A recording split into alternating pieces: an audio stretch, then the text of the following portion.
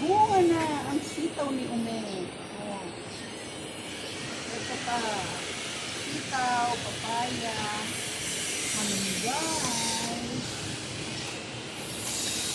ampalaya, talong, talbos ng kamote. Pwede na pala tayo magtalbos ng kamote dito. Ito pa, sitaw. So, pwede na pala natin talbos ng kamote. Yung kalawang. Ito ang bakuran ni Ume.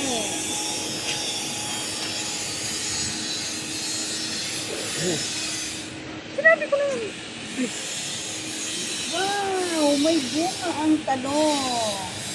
Dalawa. Ume, pwede na itong itorta.